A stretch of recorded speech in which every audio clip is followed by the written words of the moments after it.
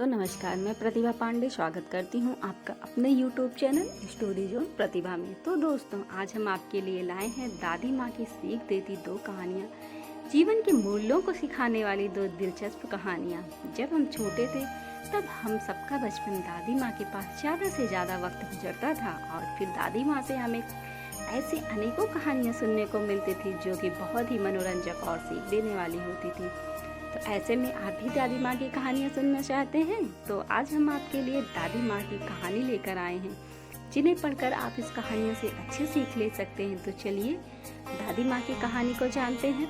तो चलिए दादी माँ की दो कहानियों को जानते हैं जिससे हमें अच्छी सीख मिलती है।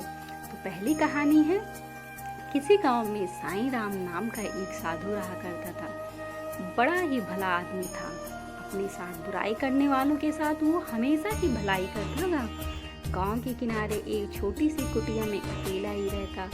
अपने घर आने वालों की खूब खातिरदारी करता, ध्यान रखता और अच्छा खाना खिलाता था। गर्मियों के दिन थे, खूब गर्मी पड़ रही थी और लू चल रही थी। एक आदमी दोपहर में कहीं जा रहा था, लेकिन ज्यादा गर्मी होने और लू लगने से वह साईं राम की कुटिया के बाहर ही बेहोश होकर गिर पड़ा। साईं राम ने जैसे ही देखा कि उस कुटिया के बाहर कोई बेहोश पड़ा है तो वो उसे तुरंत अंदर ले गए और उसकी सेवा में लग गए। पानी पिलाया, सर पर गीला कपड़ा रखा और हाथ के पंखे से काफी देर तक हवा की। तब जाकर उसे होश आया। होश आने पर उस आदमी ने साईं राम से कहा कि मैं बहुत भूखा हूँ, कृपया करके मुझे कुछ खाने को दे दीजिए। साईं राम ने कहा, ठीक, मुझे थोड़ा सा समय दीजिए। कुछ ही मिनट में साईं राम ने बहुत बढ़िया ताजे पकवान खाने के लिए परोस दिए। उसने बहुत बढ़िया ताजे पकवान खाने के लिए परोसा। उसने ताबड़तोड़ खाना खाया और फटाफट सारे के सारे पकवान चट कर गया। वह आदमी एक चोर था जो कि दोपहर में सुनसान देखकर चोरी करने के लिए निकला था। खाना खाने के बाद चोर को इस बात की हैरानी हुई कि साईं राम ने इतनी जल्दी खाना कैसे तैयार कर लिया। उसने साईं राम से पूछा, महाराज जी, यह बताइए आपने इतने कम समय में खाना कैसे तैयार कर लिया। साईं राम ने चोर को बताया कि मेरे पास एक चमत्कारी थाली है। इस थाली की मदद से मैं पल भर में जो भी चाहे खाने के लिए बना सकता हूँ। चोर ने हैरान होकर पूछा, क्या आप मुझे वह थाली दिखा सकते हैं? मैं यह सब अपनी आंखों से देखना चाहता हूँ।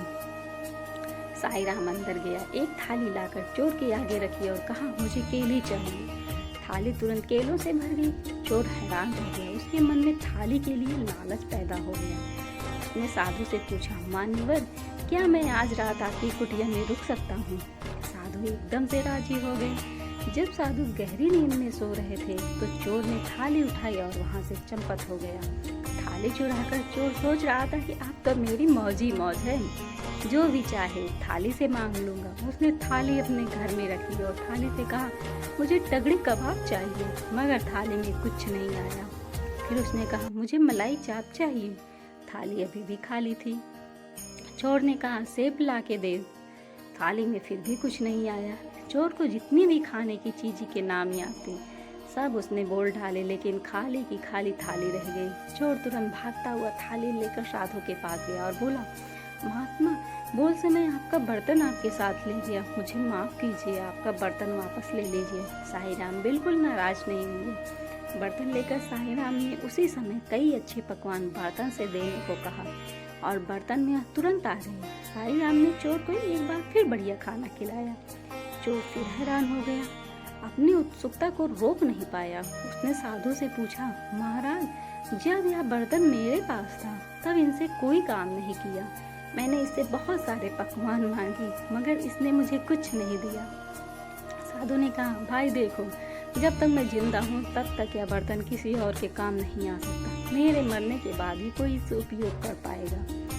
बर्तन की चमत्कार का भेद पाकर चोर मन ही मन बहुत खुश हुआ। सोच रहा था, अब तो मैं इस महात्मा का खात्मा करके बर्तन का फायदा उठाऊंगा। अगले दिन चोर फिर साधु के घर आया और साथ में घर से खीर बनाकर लाया। वह बोला, महाराज, आपने मेरी इतनी सेवा की, मुझे 2 बार बहुत लाजवाब स्वादिष्ट पकवान खिलाए, इसलिए मैं भी आपकी कुछ सेवा करना चाहता हूँ। मैं आपके लिए खीर लाया हूँ, कृपया करके आप स्वीकार कर लीजिए।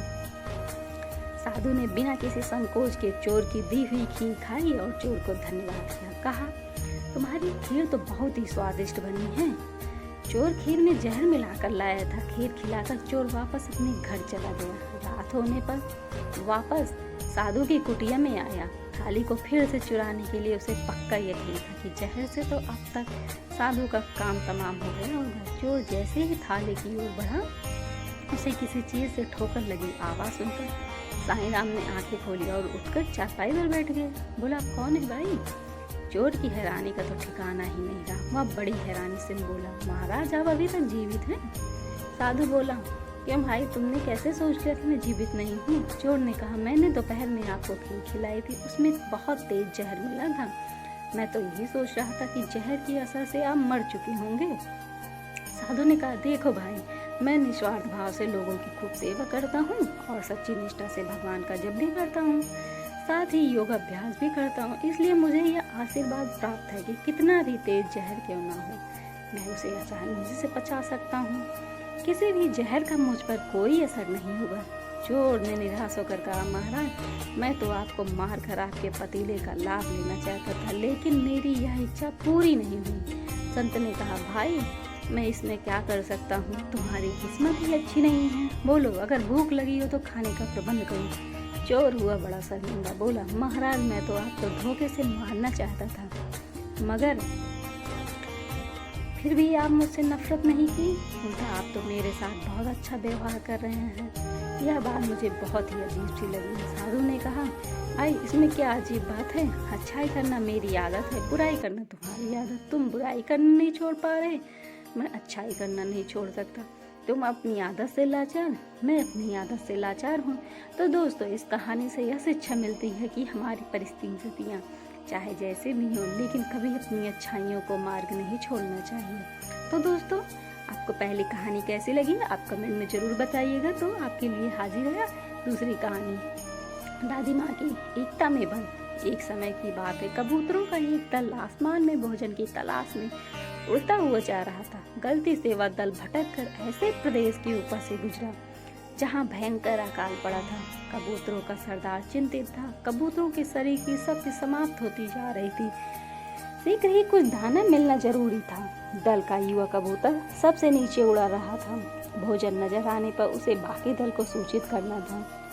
बहुत समय उड़ने के बाद कहीं वह सूखाग्रस्त क्षेत्र से बाहर आया। नीचे हरियाली नजर आने लगी तो भोजन मिलने की उम्मीद बनी। युवा कबूतर और नीचे उड़ान भरने लगी।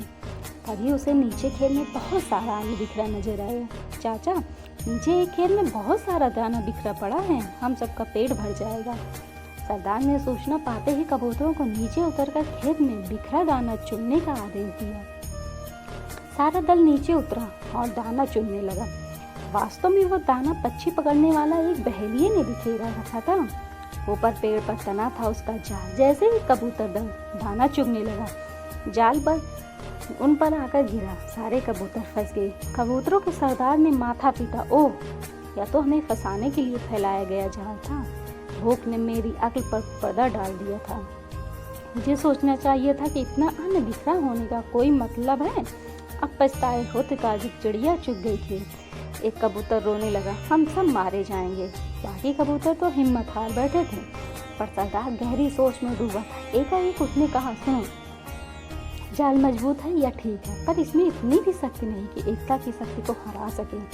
हम अपनी सारी शक्ति को जोड़ें तो मौत के मुंह से जाने बचा सकते हैं।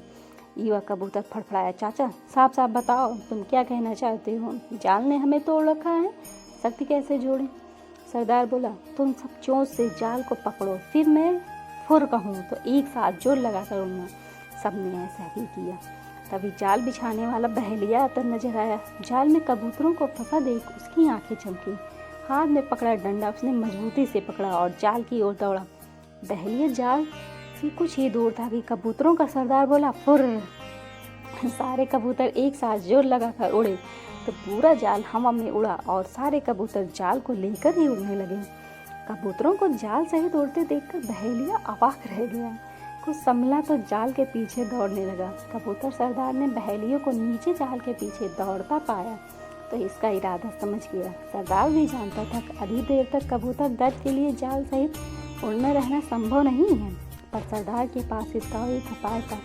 निकट ही एक पहाड़ी पर बिल बनाकर उसका एक चूहा मित्र रहता था। सरदार ने कबूतरों को तेजी से उस पहाड़ी की ओर उड़ने का आदेश दिया। पहाड़ी पर पहुंचते ही सरदार का संकेत पाकर जाल समेत कबूतर चूहे के बिल के निकट उतरे। सरदार ने मित्र चूहे को आवाज दी। सरदार ने संक्षेप में चूहों को सारी घटना बताई और जाल काटकर उन्हें आज़ाद करने के लिए कहा। कुछ ही देर में चूहे ने वह जाल काट दिया। सरदार ने अपने मित्र चूहे को धन्यवाद दिया और सारा कबूतर दल आकाश की ओर आज़ादी की उड़ान भरने लगा। कहानी से शिक्षा। इस कहानी से शिक्षा यह मिलती है कि यदि मिलजुल कर सभी एक साथ एकता के साथ रहें तो उन्हें कोई नहीं हरा सकता।